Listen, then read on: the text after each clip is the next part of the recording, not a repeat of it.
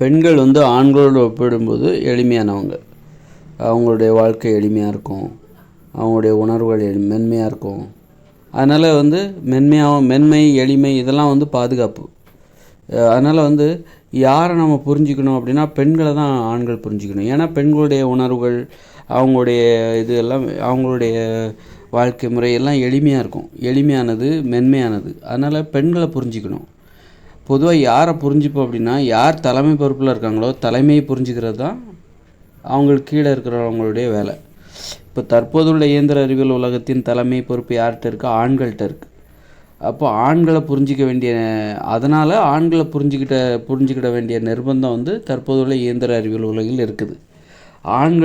ஆண்களுடைய உணர்வுகள் என்பது பெண்களோடு ஒப்பிடும் பொழுது கடினமானது, வன்மையானது. அதனால்தான் இந்த உலகம் ஏன் இவ்வளோ கடினமாக இருக்குது, வாழ்வதற்கு ஏன் இவ்வளோ கடினமாக இருக்குது அப்படின்னா, பெண்களை வந்து ஆண்களோட உணர்வுகளை புரிஞ்சுக்கிறாங்க. ஆண்களுடைய உணர்வுகள் என்பது வன்மையானது, கடினமானது, சிரமமானது. அதனால தான் இந்த மனித வாழ்க்கையே சிரமமாக இருக்குது. ஏன்னா இது வந்து ஆண் சர்வாதிகாரம் நிறைஞ்ச உலகம், ஆணாதிக்கம் நிறைந்த உலகம். அதற்கு மேலே ஆண் சர்வாதிகாரம் நிறைஞ்ச உலகம். ஆண்களை புரிந்து கொள்வதன் மூலம் உருவான உலகம்தான், ஆண்களின் உணர்வுகளை புரிந்து கொண்டதன் மூலம் உருவான உலகம்தான் இது. நீங்கள் இந்த உலகம் இயந்திர அறிவியல் உலகம் உருவாவதற்கு என்ன காரணம் அப்படின்னா, ரொம்ப அடிப்படையாக எளிமையாக புரிஞ்சுக்கணும் அப்படின்னா, ஆண்களின் உணர்வுகளை புரிந்து கொண்டதால் உருவான உலகம் தான் இது. ஆண்களின் பின்னால் அவன் எங்கெல்லாம் போகிறானோ, அவன் இழுக்கிற திசைக்கெல்லாம் போகிறது பெண்கள். வா அங்கே வா இங்கே வா அப்படின்னு இழுத்த இழுப்புக்கெல்லாம் பெண்கள் வந்து பின்னாடி போனாங்கல்ல, அதனால் உருவான உலகம்தான் இது. அவன் இங்கே நடக்கிற நடைமுறைகள் எல்லாமே அவனுடைய ஆண்களின் உணர்வுகளை புரிந்து கொண்டதால் ஏற்பட்ட உலகம் இது. ஆண்களின் உணர்வுகளை வியந்து பார்த்ததால், யார்? பெண்கள். ஆண்களை வந்து வியந்து பார்த்ததாலும், ஆண்களை வியந்து பார்த்து அவனுடைய உணர்வுகளை புகழ்ந்ததாலும், ஆணின் இயல்புகளை வியந்து பார்த்தது, அதனால் ஏற்பட்ட உலகம்தான் இந்த உலகம், இயந்திர அறிவியல் உலகம். ஆணோட இயல்பு என்ன? துறவு, உறவு முறைக்கு எதிரான ஒரு நிலைப்பாடு தான் ஆண்களுடைய இயல்பு. துறவு முறைங்கிறது வந்து உறவு முறைக்கு எதிரானது, அன்பு பாசத்திற்கு எதிரானது ஆணின் இயல்பு. இந்த உலகமும் அப்படி தான், ஆண்களின் உணர்வுகளை புரிந்து கொண்டு அதனால் உருவான உலகம் தற்போதுள்ள இயந்திர அறிவியல் உலகம். இந்த உலகம் எதை வந்து பெருமையாக பேசுதுன்னா, துறவை தான் பெருமையாக பேசுது, பிரம்மச்சாரியத்தை அதுதான் பெருமையாக பேசுது. கடந்த காலங்களில் அதுதான் பெருமையாக பேசுது, பிரம்மச்சாரியத்தை தான் பெருமையாக பேசுது. நீ வந்து குடும்பத்துக்கு நேரம் செலவழிக்கிறத விட நேரங்காலம் பார்க்காம நீ தொழில்னு இரு, 18 மணி நேரம் உழைக்கிறது தான் இந்த உலகம் பெருமையாக பேசுது. தற்போதுள்ள இயந்திர அறிவியல் உலகம் எதை பெருமையாக பேசுகிறது என்றால், 18 மணி நேரம் உழைப்பதை தான் பெருமையாக பேசுது, குடும்பத்தோட நேரம் செலவழிப்பதே அல்ல. ஹார்ட் ஒர்க் அப்படின்னு சொல்லிட்டு கடினமாக உழை அப்படின்னு சொல்லிட்டு உன் தொழிலில் நீ கடினமாக உழை அப்படின்னு சொல்லிட்டு தான் இப்போ அதைத்தான் இது வந்து இந்த உலகம் வலியுறுத்துது. 8 மணி நேரம் இல்லை, 10 மணி நேரம் இல்லை, எத்தனை மணி நேரம் வேணாலும் இவன் தொழிலில் உழைச்சிக்கிட்டே இரு அப்படின்னு தான் சொல்கிறதே தவிர, கண்டிப்பாக நீ வந்து தினமும் 6 மணி நேரம் உன் குடும்பத்துடன் நேரம் செலவழிக்க வேண்டும் என்று சொல்லவே இல்லை, நிர்பந்திக்கவில்லை. அதனால்தான் அப்போது வந்து குடும்பத்துக்கோ உறவு முறைக்கோ நம்ம மதிப்பே கொடுக்கல. ஏன்னா அது ஆணின் உணர்வு அல்ல, அது பெண்ணின் உணர்வு. குடும்பம், உறவு முறை இதெல்லாம் பெண்களின் உணர்வு. குடும்பத்திற்கு மதிப்பு கொடுக்காத, குடும்பத்திற்காக நேரம் செலவழிக்காத, இதெல்லாம் ஆண்களின் உணர்வுகள். இதெல்லாம் வந்து ஆண்களுடைய உணர்வுகள். ஆண்களின் உணர்வுகளை புரிந்து கொண்டதால் இப்படிப்பட்ட நடைமுறைகள் ஏற்பட்டது. இப்படிப்பட்ட பிரம்மாண்டமான இயந்திர அறிவியல் உலகம் உருவானது என்னன்னாக்கா, ஆண்களுடைய ஒவ்வொரு உணர்வுகளையும் வியந்து பார்த்தது. அதன் மூலம்தான் நம்ம வந்து இன்றைக்கி விண்வெளிக்கெல்லாம் போகிறோம்ல, இதெல்லாம் கூட ஆண்களின் உணர்வுகளை பெண்கள் வியந்து பார்த்தது தான் காரணம். ஆண்களும் பெண்களும் ஆண்களின் உணர்வுகளை வியந்து பார்த்ததான் அது காரணம். அவன் வியந்து பார்த்தோன்னா ஆண் தனது வலிமையை காட்டுறதுக்காக இப்படிப்பட்ட செயற்கையான நடைமுறையெல்லாம் ஏற்படுத்துகிறான். உலகத்தில் வந்து எந்த ஒரு உயிரினமுமே வந்து பெண்களின் பெண் உணர்வை தான் புரிந்து கொள்கின்றன. அது சிங்கமாக இருந்தாலும் சரி, எருமையாக இருந்தாலும் சரி, யானையாக இருந்தாலும் சரி, எறும்பாக இருந்தாலும் சரி, பறவையாக இருந்தாலும் சரி, பருந்தாக இருந்தாலும் சரி, புழுவாக இருந்தாலும் சரி, பாம்பாக இருந்தாலும் சரி, அங்கேயும் ஆண் பெண் உயிர் இருக்கும். அங்கே வந்து ஆண் உயிர் வந்து பெண் உயிரின் உணர்வுகளை புரிந்து கொண்டு தான் அவைகள் வாழும். அதனால தான் உயிர்களோட வாழ்க்கை அனைத்து எளிமையாக இருக்குது, ஒரே மாதிரியாக இருக்குது, நிரந்தரமாக இருக்குது. மனித வாழ்க்கை மட்டும் ஏன் அப்படி வித்தியாசமாக இருக்குதுன்னா, இது இயற்கைக்கு முரணாக ஆணின் உணர்வுகளை புரிந்து கொள்கிறது, ஆணின் உணர்வுகளை வியந்து பார்க்கிறது, பெண்ணின் உணர்வுகளை தாழ்வாக பார்க்கிறது, ஆணின் உணர்வுகளை உயர்வாக பார்க்கிறது. ஆணின் பின்னால் பின்னால் செல்கிறது, பெண் உயிர்களை ஆண் உயிர் வழி நடத்துகிறது. அதனால் ஏற்பட்ட உலகம்தான் இது. ஆண் தனது பாதையில் பெண்களை இழுத்து செல்கிறான். அப்படி உருவான உலகம்தான். அலங்கோலம் ஆயிடுச்சு, மனித வாழ்க்கையை அலங்கோலமாக போயிடுச்சு.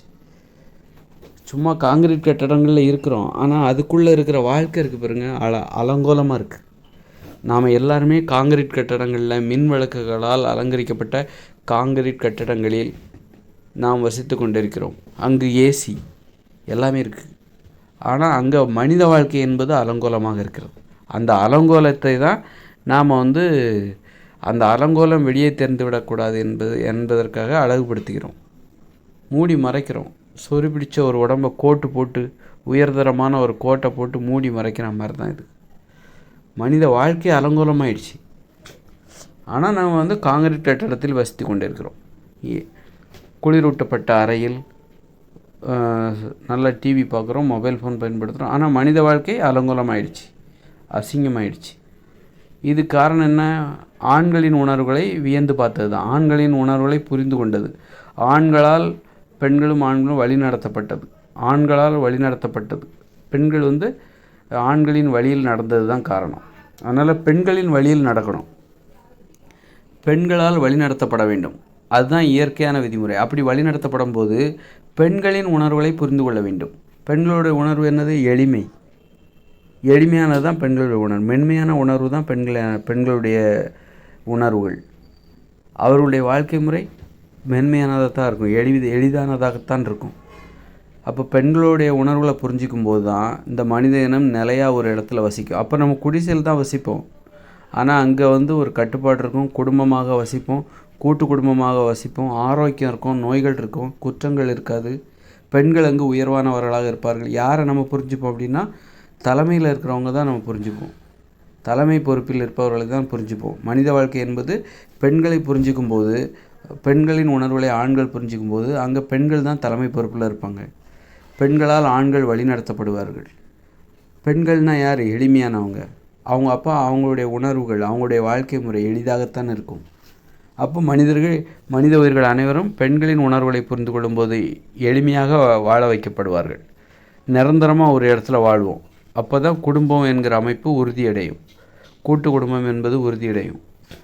பெண்களின் உணர்வுகளை புரிந்து கொண்டால் மட்டுமே அது சாத்தியமாகும். அப்போது நீங்கள் தற்போதுள்ள இயந்திர அறிவியல் உலகம் ஆண்களின் உணர்வுகளை புரிந்து கொள்கிற உலகம். அதனால்தான் இந்த இயந்திர அறிவியல் உலகமே ஏற்பட்டுச்சு.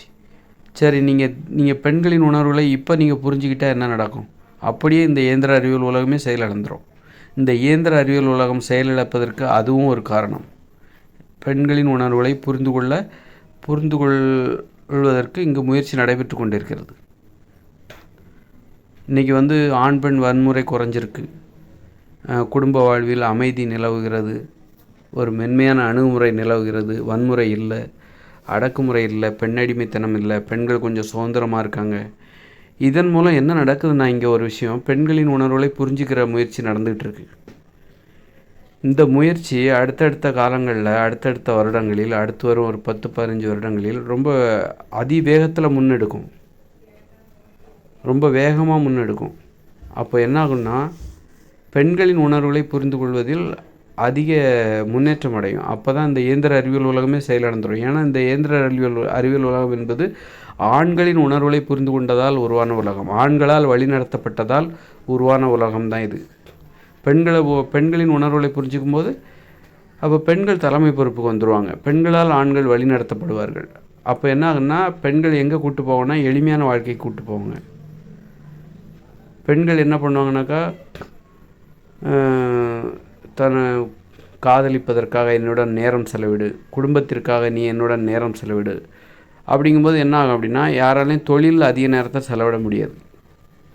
இப்போ ஆண்களின் உணர்வுகளை புரிஞ்சிக்கும் போது என்ன நடக்குது அப்படின்னா, ஆண் 18 மணி நேரம் வேலை செய்கிறான், நான் எப்போ வேணாலும் வருவேன் வரமாட்டேன், அதற்கு நீ தயாராரு. இதுதான் ஆணின் உணர்வுகள். அவன் 18 மணி நேரம் வேலை பார்ப்பான், நடுராத்திரியில் வீட்டுக்கு வருவான், காலையிலே போயிடுவான். இதுதான் ஆணின் உணர்வுகள். இதை நீ புரிஞ்சிக்கோ. புரிஞ்சிக்கிட்டா உனக்கு பெரிய வீடு, வீட்டிலே உட்காந்துக்கலாம், நல்ல சலுகைகள் கிடைக்கும். நீ வேலைக்கு கூட போக வேண்டாம், உனக்கு சேர்த்து தான் நான் வேலை பார்க்குறேன் அப்படி இப்படின்னு சொல்லிட்டு இது ஒரு இது. இப்போ நீ பெண்களின் உணர்வுகளை புரிஞ்சுக்கிட்டாக்கா பெண்கள் என்ன சொல்லுவாங்க அப்படின்னா, நீ தினமும் எனக்கு காதலிப்பதாக இருந்தால் என்னிடம் 2 மணி நேரத்தை தினமும் செலவழி, குடும்பத்திற்காக நேரம் செலவழி, குழந்தைகளிடம் நேரத்தை செலவிடு. அப்போ என்னாங்கன்னா அவனால் தொழிலில் நிறைய நேரம் செலவிட முடியாது. அப்போ அதனால் என்ன ஆகும் அப்படின்னா, தொழில் முன்னேற்றம் என்பது குறைந்து போகும். குடும்பம் ரொம்ப மகிழ்ச்சியாக மாறும். குடும்ப வாழ்க்கை என்பது மகிழ்ச்சியாக மாறும். இப்போ மனித வாழ்க்கை மென்மையாக மாறும். அன்பு பாசம் அதிகரிக்கும். மனித வாழ்வில் அன்பு பாசம் அதிகரிக்கும். உறவுமுறை என்பது பலப்படும். ஆணின் வழியில் சென்றால் ஆண்களால் பெண்கள் வழிநடத்தப்பட்டால், ஆண்களின் உணர்வுகளை பெண்கள் வியந்து பார்த்தா என்ன நடக்கும்? தற்போதுள்ள இயந்திர அறிவியல் உலகில் என்ன நடக்கும்னாக்கா, நேசிப்பதற்கு கூட நேரம் இல்லை, அன்பு செலுத்துவதற்கு கூட நேரம் இல்லை. எப்போ பார்த்தாலும் தொழில் தொழில் தொழில், பணம் பணம் பணம். அதனால் இது தற்போதுள்ள இயந்திர அறிவியல் உலக நடைமுறை. அது காரணம் ஆண்களின் உணர்வுகளை புரிந்து கொண்டதில்லை. என்னென்னா ஆண்கள் தான் தலைமை பொறுப்பில் இருக்காங்க. அதனால் தலைமை பொறுப்பில் இருக்கக்கூடிய உணர்வுகளை தான் புரிந்து கொள்ள வேண்டும். அப்போ தலைமை பொறுப்பை பெண்கள் கைப்பற்றும் போது என்ன நடக்கும் அப்படின்னா, பெண்களின் உணர்வுகளை புரிந்து கொள்ள வேண்டிய நிலை வரும். அப்போ ஆண்கள் பெண்களுடன் நேரம் செலவிடுகிற நேரம் அதிகமாகும். குடும்பத்துடன் நேரம் செலவிடுகிற நேரம், அப்போ தொழிலில் வளர்ச்சி குறையும். அப்போ என்ன ஆகுனாக்கா, இந்த இயந்திர அறிவியல் உலகமே செயலிழக்கும். இயந்திர அறிவியல் உலகமே செயலிழந்துடும். ஏன்னா இந்த இயந்திர அறிவியல் உலகில் இந்த தற்போதுள்ள முன்னேற்றத்தில் இது எப்படின்னா, நீங்கள் வெறும் 6 மணி நேரம் 8 மணி நேரம் உழைச்சா மட்டும் இந்த இயந்திர அறிவியல் உலக முன்னேற்றத்தை நீங்கள் பராமரிக்க முடியாது. தற்போதுள்ள இயந்திர அறிவியல் உலகில் நிலவும் முன்னேற்றம் இருக்கிறதுல, அதுக்காக நீங்கள் இரவு பகல் இல்லாமல் உழைச்சா மட்டும்தான் தற்போதுள்ள இயந்திர அறிவியல் உலகில் நிலவும் முன்னேற்றத்தை அடையவே முடியும். இன்றைக்கி விண்வெளிக்கு போகிறோம், ஏரோப்ளேனு, இதெல்லாம் எப்படிப்பட்டதுன்னா, நீங்கள் 8 மணி நேரம் மட்டும் உழைச்சிட்டா மட்டும் இந்த முன்னேற்றத்தை அடைய முடியாது. 6 மணி நேரம் தான் வேலை பார்க்கணுன்னு நான் சொல்கிறேன்ல. 6 மணி நேரம் மட்டுமே எல்லாருமே வேலை பார்த்துட்டு அதுக்கு மேலே வேலையே பார்க்கக்கூடாதுன்னு நீங்கள் கண்டிஷன் போட்டிங்கன்னா இப்படிப்பட்ட முன்னேற்றத்தை அடையவே முடியாது. இப்படிப்பட்ட முன்னேற்றத்தை அடைய வேண்டுமென்றால், இன்றைக்கி நம்ம ஒரு முன்னேற்றத்தை அடைஞ்சிருக்கோம்ல, மொபைல் ஃபோன், 5G, அப்புறம் விண்வெளி ராக்கெட்டு, விண்வெளி சோதனை, கப்பல், ஏரோப்ளேனு, மெட்ரோ ட்ரெயின், இப்படி ஏகப்பட்ட முன்னேற்றத்தை நம்ம அடைஞ்சிருக்கோம்ல. இதுக்கெல்லாம் என்ன காரணம் அப்படின்னா, நேரங்காலம் பார்க்காம உழைக்கிறது தான் காரணம். தொழிலில் நேரங்காலம் பார்க்காமல் உழைக்கிறோம் பார்த்திங்களா, அதுதான் காரணம் இந்த முன்னேற்றத்திற்கு. நீங்கள் குடும்பத்துக்கு நேரம் செலவிட்டாக்கா உங்களால் கண்டிப்பாக இந்த முன்னேற்றத்தை அடையவே முடியாது. உங்களுடைய நினைப்பு எப்போவும் தூக்கத்தை தவிர எப்போ பார்த்தாலும் தொழிலை பற்றி தான் நினைக்கணும். அப்போ தான் இந்த முன்னேற்றத்தை அடைய முடியும். நீ காதலிப்பதற்காகவோ குடும்பத்திற்காகவோ நேரத்தை செலவிட்டன்னா இந்த முன்னேற்றத்தை அடையவே முடியாது. அதனால் நீ குடும்பத்துக்காகவோ அல்லது அன்பு செலுத்துவதற்காகவோ நட்பிற்காகவோ நீ நேரம் நிறைய செலவழிச்சுன்னா உன்னுடைய தொழிலில் உன்னுடைய உழைப்பு குறைஞ்சி போகும். அப்போ தொழில் முன்னேற்றமும் குறைஞ்சி போகும். இந்த அளவுக்கு நம்மளால் முன்னேற முடியாது. இந்த முன்னேற்றம் என்பது என்னென்னா, தொழிலில் ஏற்படுகிற முன்னேற்றம். இதை மனித வாழ்க்கையில் ஏற்பட்ட முன்னேற்றமாக நம்ம எடுத்துக்கொள்ள முடியாது. தற்போதுள்ள இயந்திர அறிவியல் உலக முன்னேற்றம் என்பது தொழில் முன்னேற்றம். முன்னேற்றங்கும் போதே நம்ம இது மனித வாழ்க்கையில் ஏற்பட்ட முன்னேற்றம் என்று நாம் நினைத்து கொள்ளக்கூடாது. இது தொழிலில் ஏற்படுகிற முன்னேற்றம், அவ்வளவுதான். ஆனால் இது நமது வாழ்க்கையில் மாற்றத்தை ஏற்படுத்துகிறதா, வாழ்க்கையில் முன்னேற்றத்தை ஏற்படுத்துகிறதா என்றால் இல்லை. குடும்ப வாழ்க்கையில் அன்பு குறைஞ்சி போச்சு. அன்பு செலுத்துவதற்கு நேரம் இல்லை. குடும்பத்தோடு நேரம் செலவிடுவதற்கு நேரம் இல்லை. குழந்தைகளோடு நேரம் செலவிடுவதற்கு நேரம் இல்லை. பேசுவதற்கே ஆர்வம் இல்லை. யாருடனும் பேசுவதற்கே ஆர்வம் இல்லை. நீங்கள் நேரம் கொடுத்தாலும் நீங்கள் பேச மாட்டேங்கிறீங்க. பேச விருப்பமே இல்லை.